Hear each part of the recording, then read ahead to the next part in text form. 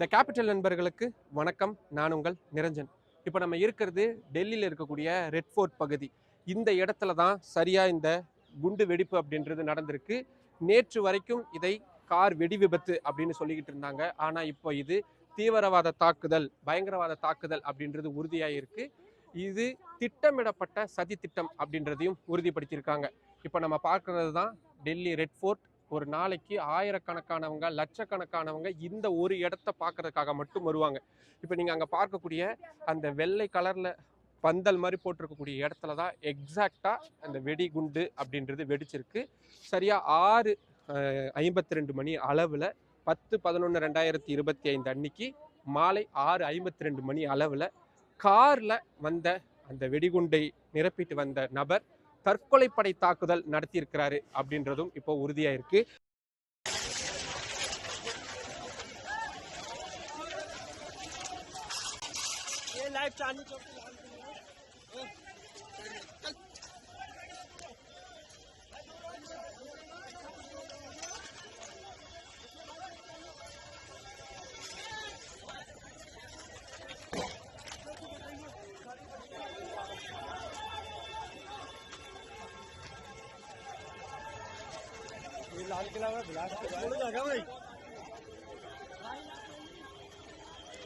அந்த நபருடைய பெயர் ஒமர் முகமது அப்படின்றது உறுதியாயிருக்கு.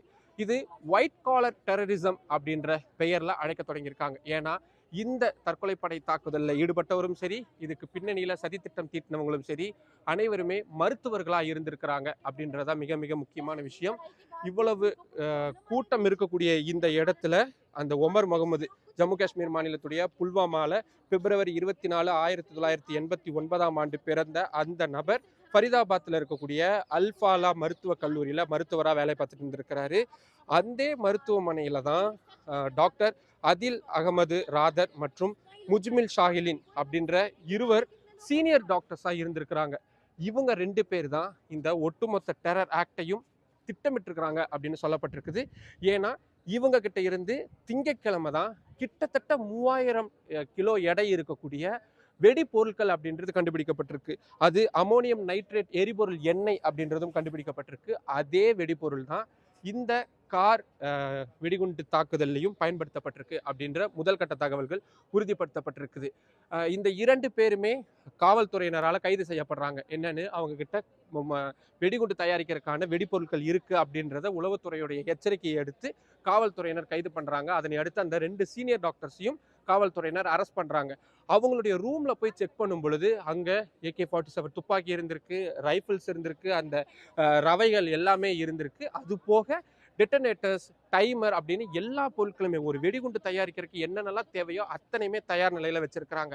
ஆனா ஏதோ ஒரு நேரம் இந்த உமர் முகமது மட்டும் அந்த இடத்துல இருந்து தப்பிச்சிடுறாரு.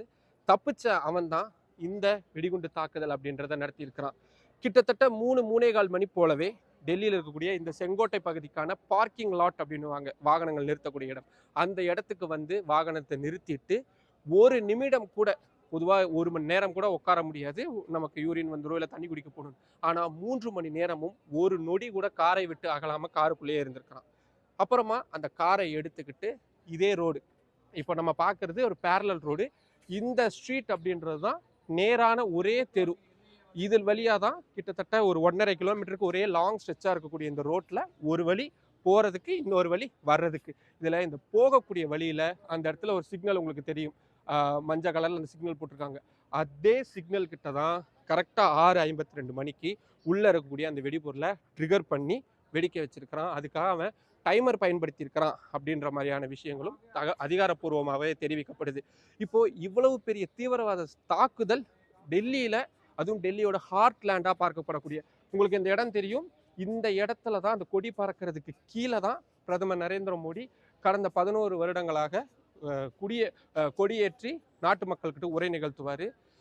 டெல்லி அந்த குடியரசு தின நிகழ்வப்போ அந்த அலங்கார ஊர்திகள் எல்லாம் இந்த இடத்துல தான் வரிசையாக நிற்கப்படும். சுதந்திர தினத்துக்கு அப்பவும் இங்கே கலை நிகழ்ச்சிகள் நடத்தப்படும்.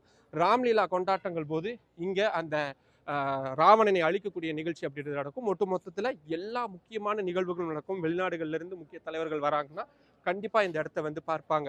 இப்ப இந்த தெருவை நம்ம பார்த்தோம்னா இது முக்கியமான ஆஹ் ஆஹ் உம் நடைப்பயணம் போகக்கூடிய ஒரு தெருவா இருக்கு. முதல்லலாம் இதுல வந்து கார் வந்து எப்பவுமே அலோவ் பண்ணுவாங்க. ஆனா ரீசெண்ட் டைம்ஸ்ல வெறும் நடக்கிறதுக்கு மட்டும்தான் அலோவ் பண்றாங்க. இது ஒரு கோவில். இங்கிருந்து வெறும் ஒரு 100 மீட்டர் கூட கிடையாது அந்த வெடிகுண்டு சம்பவம் நடந்த இடம். இதுல இருந்து இன்னும் ஒரு 200 மீட்டர் போனோம்னா சீக்கியர்களுடைய புனித தலமான குருத்வாராவும் இருந்திருக்கு. இங்கிருந்து ஒரு 800 மீட்டர் தொலைவில் போனோம்னா இந்தியாவுடைய மிகப்பெரிய மசூதியான ஜம்மா மஸ்ஜித் அப்படின்றதும் இருக்கு. இது வழிபாட்டு தலங்களை குறிவைத்து நடத்தப்பட்டதாக இதுவரைக்கும் எதுவும் சொல்லப்படலை. ஆனா இந்த சம்பவம் இந்தியாவில் பெரும் பதற்றத்தை ஏற்படுத்தணும் அப்படின்றதுக்காக தான் நடத்தப்பட்டிருக்கு அப்படின்ற விவரங்கள் மட்டும் உறுதியாக தெரிஞ்சிருக்கு. இதை வெடிகுண்டு வெடிகுண்டு தாக்குதல் அப்படின்ற மாதிரியான விஷயங்கள் சொல்லப்படாமல் இருந்த நிலையில் பிரதமர் நரேந்திர மோடி தான் முதல்ல அந்த டேர்மை பயன்படுத்தினாரு.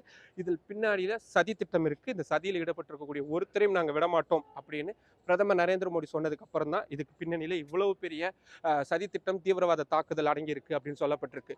इसके पीछे के षड्यंत्रकारियों को बख्शा नहीं जाएगा. All those responsible will be brought to justice.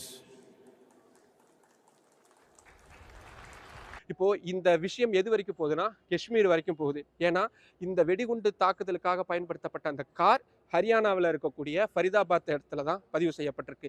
இது கடந்த 2013 வருஷமே சல்மான் அப்படின்றவர் அந்த காரை புதுசாக வாங்கியிருக்கிறாரு. கடந்த 2025 மார்ச் மாதம் தான் வேற ஒரு நபர்கிட்ட விற்கப்பட்டிருக்குது. அந்த விற்கப்பட்ட நபர் இன்னொரு நபர்கிட்ட கொடுத்திருக்கிறாரு. அதுக்கப்புறமா அந்த கார் டெல்லியை தாண்டி ஹரியானாவை தாண்டி காஷ்மீர் வரைக்கும் புல்வாமா வரைக்கும் போயிருக்கு. அங்கே சில மாதங்கள் இருந்திருக்கு. பிறகு அந்த கார் அதே மாதிரி ஹரியானா வழியா டெல்லியோடைய அவுட்டர் ரிங் ரோடு, அதாவது டெல்லிக்குள்ள வராம டெல்லியோட அவுட்டர் ரிங் ரோடு வழியா டெல்லிக்குள்ள ஊடுருவி இந்த இடத்துக்கு வந்திருக்கு. அவருடைய சீனியர் எல்லாம் மாட்டிக்கிட்டாங்க அப்படின்றதுனால ஒரு விதமான பதற்றத்துல இருந்திருக்கிறான் அந்த ஒமர்.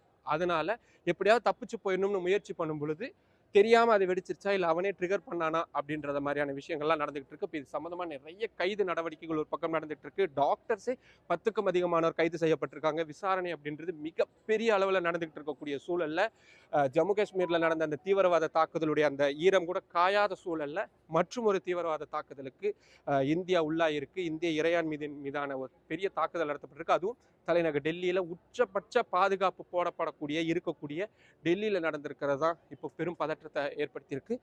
இன்னும் நிறைய தகவல்கள் இதுல வந்துகிட்டே இருக்கு. ஸோ வரக்கூடிய அத்தனை தகவல்களையும் அடுத்தடுத்த செய்திகளா களத்திலிருந்து நேர்ல நம்ம பதிவு செய்ய இருக்கிறோம். இதுக்கு மிக முக்கியமான காரணம் உங்களுடைய ஆதரவு கிடைக்கணும் அப்படின்றதுக்காக தான். ஏன்னா இந்த மாதிரியான தகவல்கள் தமிழ் மக்களுக்கு உடனடியாக போய் சேரணும் அப்படின்றதுக்காக தான் இப்படியான களத்தில் இறங்கி வேலை பார்க்கக்கூடிய வேலையை நான் செஞ்சுக்கிட்டு இருக்கிறேன். அதனால நம்ம சேனலை சப்ஸ்கிரைப் பண்ணிக்கோங்க. நம்ம வீடியோஸை நிறைய பேர் கொண்டு போய் சேருங்க. லைக் பண்ணுங்க, கமெண்ட் பண்ணுங்க. உங்களுடைய ஆதரவை அதிக அளவில் தாருங்கள். நன்றி.